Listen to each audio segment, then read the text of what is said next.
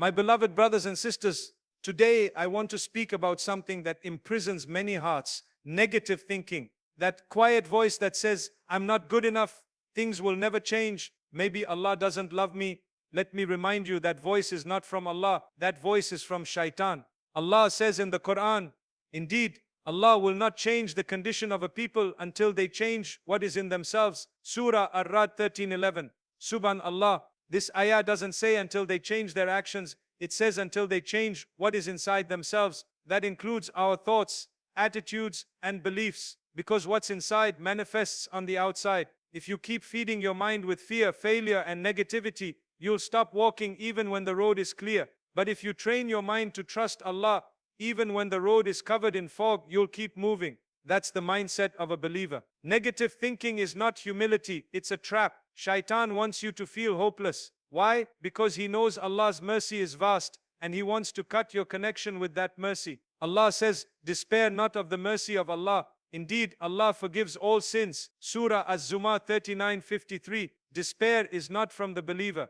Despair is a whisper, and we must fight that whisper with dhikr, dua, Quran, and positive faith-filled thinking. A negative mind will never give you a positive life, and a heart that doesn't expect good from Allah will never fully taste the sweetness of tawakkul, trust in Him. Understanding the power of thoughts in Islam, expanded menace 600 words. Our thoughts are not just fleeting whispers in our minds. They are the seeds from which our words, actions, habits, and ultimately our destiny grows. Islam places deep significance on what resides within the heart and mind. The internal world of a believer is where transformation begins. If you want to change your life, you must begin by examining what you're telling yourself every single day. Allah mentions in the Quran, indeed, Allah will not change the condition of a people until they change what is within themselves. Surah Ar-Ra'd 13:11. This verse is not just about collective reform, it's also intensely personal. What is within yourself? It's your thoughts, your beliefs, your assumptions, your intentions, your inner world. Your condition,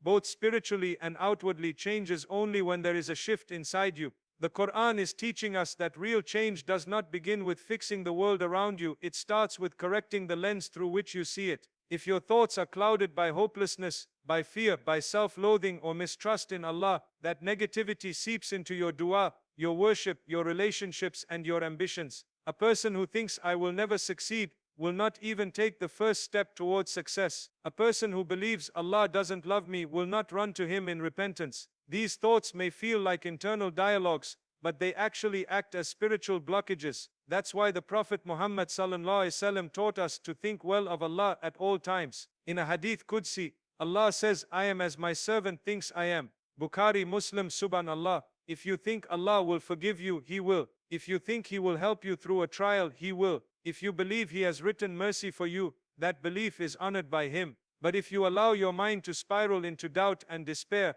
believing that your sins are too many, that your life is too broken, or that your future is hopeless, then you're closing the door that Allah left wide open for you. Consider how the Quran reshapes the believer's mindset. When facing hardship, it doesn't tell you to give up. It says, so verily with the hardship there is relief. Surah Ash-Shar 94:6. Not after hardship, with hardship. This verse trains your mind to look for relief even while you are in pain. It reshapes your perception. A believing mind doesn't say, why me? A believing mind says, what is Allah teaching me through this? And this is the difference between someone who walks through life, dragging their pain like chains behind them, and someone who uses those same experiences as stepping stones to rise in closeness to Allah. The only difference is not their past, it's how they think about their past. You see, thoughts have energy. They influence how you show up in your day. If your morning begins with this day will be difficult, then your body will align with that thought. You will walk slower, your shoulders will droop,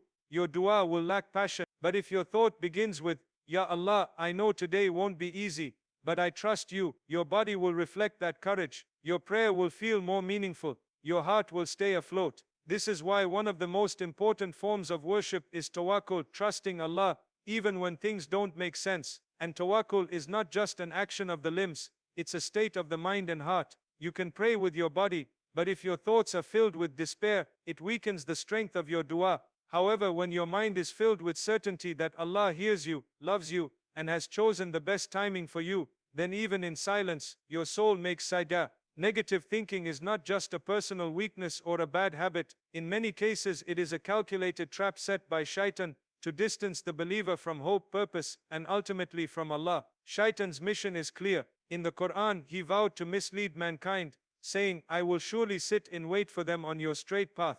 Then I will come to them from before them and from behind them and on their right and on their left. Surah Al-Lahf 7:16, net 17. His strategy is not always loud or obvious. Often it's silent and subtle, entering through unchecked thoughts. Negative thinking is one of the most dangerous forms of spiritual attack because it disguises itself as reality. You begin to think that what you feel is the truth. If you feel unworthy, you assume you are. If you feel abandoned by Allah, you start to believe He has turned away from you. But feelings are not facts, and Shaitan knows this. So he works to amplify your pain, your guilt, and your insecurities, whispering, you've made too many mistakes. Allah won't forgive you, or you're not like the righteous people. Your prayers don't matter. These are not just passing thoughts. They are weapons used to strip you of your connection with your Creator. The Prophet Muhammad ﷺ said, Shaitan comes to one of you and says, who created this, and who created that? Until he says, who created your Lord? So when he inspires such a thought, one should seek refuge with Allah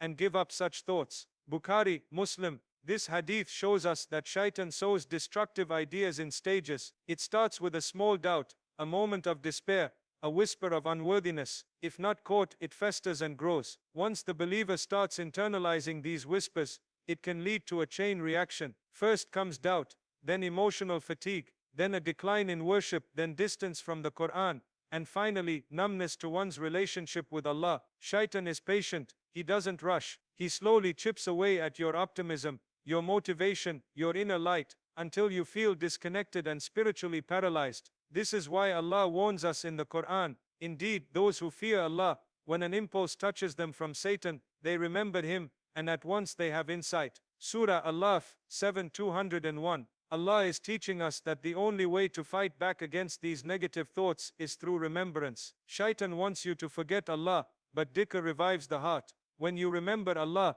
the fog of negativity begins to lift. You start to recognize that those dark thoughts were never yours to begin with.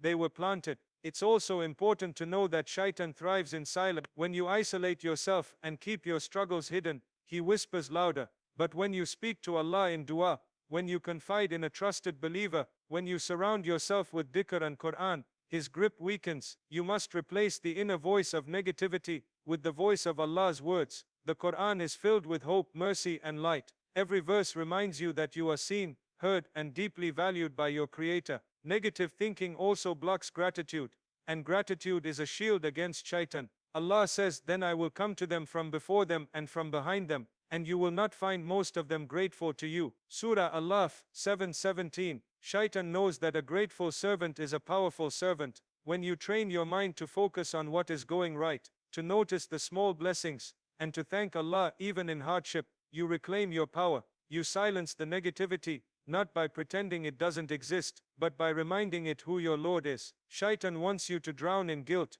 to dwell in your past, and to be obsessed with what's lacking in your life. But Islam calls you to rise. Islam is not a religion of perfection, it's a path of progress. A single tear of sincere repentance can erase years of sin. One good thought about Allah can open doors you thought were permanently shut. Shaitan wants you to think small, but Allah created you for something greater. Throughout history, some of the most powerful transformations happen not during ease, but in moments of deep difficulty. When we study the lives of the prophets, we see a pattern. Hardship always precedes elevation, and the lowest moments are often right before the breakthrough. These stories are not simply tales from the past. They are divine reminders for us today, that no matter how hopeless things feel, Allah is in full control, and His plan unfolds at the perfect time. Look at the life of Prophet Yusuf alayhi salam. He was betrayed by his own brothers, those meant to protect him, and thrown into a dark well in the middle of nowhere, alone, abandoned, scared.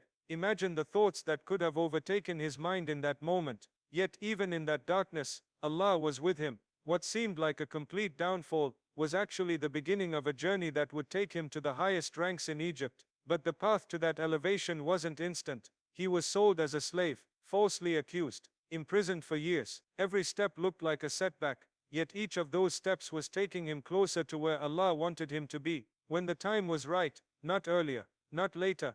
Allah brought him out of prison and placed him in a position of leadership. The same brothers who tried to ruin his life stood before him, humbled. That's the power of divine timing. Think of the Prophet Musa alayhi salam standing at the Red Sea. Behind him is Pharaoh's army, thirsty for blood. In front of him, an ocean, no boat, no bridge. From a human perspective, it looked like the end. The people cried out in panic, "We will surely be overtaken." But Musa, with complete certainty, replied, "No, indeed my Lord is with me, He will guide me." That trust didn't come from nowhere. It came from years of knowing that Allah never abandons His servant. And what happened? Allah split the sea, not before the panic, not before the fear, not even a few hours earlier, to ease the tension. He split it when the pressure was at its peak, to show that relief comes not on our clock, but on His. Then there's the story of Maryam alayhi salam, alone in labor, under a palm tree, with no one to help her. In pain, and in a moment of despair, she cried out, "I wish I had died before this and was in oblivion forgotten." That is one of the most honest human moments in the Quran. Even a woman of such purity and strength felt overwhelmed. And right there, in that moment of breaking, Allah responded. Water flowed beneath her, dates fell from above, and from that pain she brought forth one of the greatest miracles, Isa alayhi salam. The lesson is clear. When you feel like you're at your lowest, Allah is often preparing to raise you higher than you ever imagined. These are not just stories to admire, they are mirrors for our own lives. There are moments when nothing makes sense, when doors are closing, when you're stuck between what you fear and what you can't see. But these are often the very places where Allah's help arrives. The struggle you're in now may be the setup for the victory that's coming. You may not see the wisdom now, but later you'll look back and realize that every delay, every disappointment, every tear, was part of a greater plan. Divine turnarounds aren't always loud. Sometimes they come through small shifts, a phone call, an apology, a new opportunity, a change of heart. Sometimes they begin in your sujood, when no one sees you but Allah, and from that quiet moment of surrender, your entire future begins to shift. What matters is not how broken things look, but how deeply you trust the one who can fix what you cannot. When Allah is writing your story, even the plot twists serve a purpose. Sometimes we ask Allah for a sign that He's listening, a sign that we're not alone, a sign that this pain has a purpose. And more often than not, the signs are already there, but we're too overwhelmed or distracted to notice. The truth is, Allah is constantly sending signs, reminders and nudges to His believing servants. He is elated, the most subtle, and His way of reaching our hearts is not always dramatic. It's quiet, personal, and perfectly timed. A verse might appear at the right moment. A stranger's kindness might soften your heart. A delay that frustrates you might save you from harm. These aren't coincidences. These are divine whispers. When Allah wants to guide you, uplift you, or reassure you, He doesn't need to part the sea every time. Sometimes He sends a breeze, a word, a pause, a small blessing that carries a much deeper message, but only the heart that is awake will understand. Allah says in the Quran, "Indeed in that are signs for every patient, grateful one." Surah Ash-Shura, 42:33. The signs are there, but patience and gratitude are what unlock them. When your heart is clouded by constant complaining, endless comparison, and impatience, the signs can pass you by. But when you train your heart to slow down, to reflect, and to trust, you begin to notice things. You start seeing how perfectly things fall into place, even when you were convinced everything was falling apart. There are times when you feel like you can't go on. The weight of grief, or anxiety, or failure feels too heavy, and then something happens. You hear a khutbah that speaks directly to your struggle. A friend reaches out without knowing your situation. You come across a verse like, "And He is with you wherever you are." Surah Al-Lid, 57:4. And suddenly it feels like Allah is talking directly to you. These are not random moments. They are Allah's way of saying,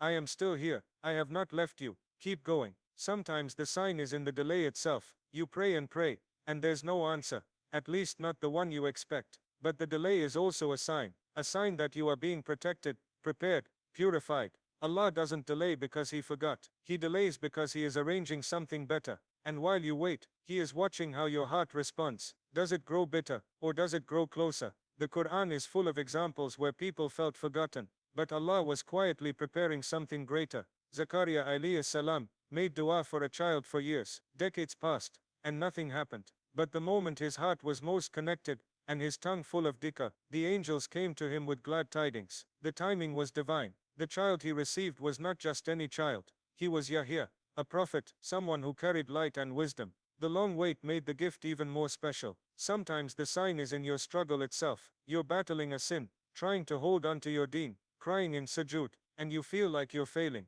But the fact that you're still trying, still seeking, still turning back, that's a sign of Allah's love. Shaitan wants you to believe that your weakness is a sign of Allah's anger, but often it's the opposite. That inner struggle is proof that your heart is still alive, that your conscience is still intact. If Allah had turned away from you completely, you wouldn't feel any pain at all. Allah says, we will certainly test you, but give good news to the patient. Surah Al-Baqarah 2:155. Even the test is a sign. It means you're being refined, shaped, strengthened. Every hardship carries within it a message. Sometimes it says, come back to me. Sometimes it says, hold on, something better is coming. And sometimes it simply says, you are not alone. These signs don't always change your situation immediately, but they change your perspective. And sometimes that's all you need. The human mind is powerful. It can either become your greatest ally, or your most relentless enemy. What you choose to feed your mind, through your thoughts, your self-talk, and your beliefs, can either draw you closer to Allah, or slowly distance you from Him. Islam does not separate the state of the mind from the state of the heart. The purification of the heart, and the reprogramming of the mind go hand in hand. If your heart is heavy with doubt, and your mind is soaked in negativity, you will struggle to see the mercy that surrounds you. Allah has given us the tools to reshape the way we think. The Quran is not just a book of rulings and stories, it's a book that reprograms the mind of the believer. It trains you to look at hardship differently, to expect the best from your Lord, and to recognize that every moment, good or bad, is part of a greater plan. Allah says, no disaster strikes except by permission of Allah, and whoever believes in Allah, He will guide his heart. Surah Al-Takabun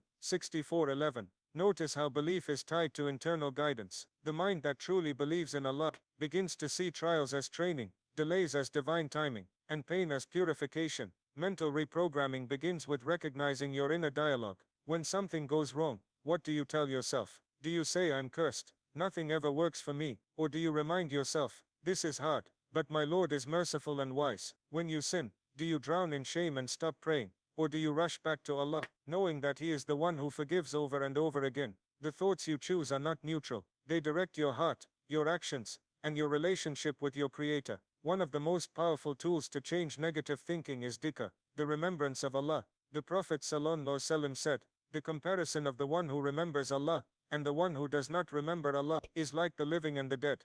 Bukhari. A mind that is void of remembrance becomes a graveyard for negative thoughts, but a mind that is alive with dhikr becomes a garden where peace, clarity and hope grow. Every time you say Subhanallah, Alhamdulillah, or Allahu Akbar, you are reminding yourself that Allah is in control, that there is purpose in your pain, and that beauty exists even in hardship. Another critical step in mental reprogramming is learning to let go of the need for control. Most of our anxiety and negativity come from trying to control things we were never meant to control. You can plan, but you cannot guarantee outcomes. You can try, but you cannot force results. True peace comes when you tie your camel, and then leave the rest to Allah. That surrender is not weakness, it's power. It frees your mind from the constant burden of what-ifs and allows you to live with a heart full of trust. Preparing for blessings means believing they're on the way, even if you can't see them yet. It means cleaning the space in your heart to receive what Allah has written for you. Just like you tidy your home before a guest arrives, you cleanse your heart before blessings descend. That begins by removing the clutter,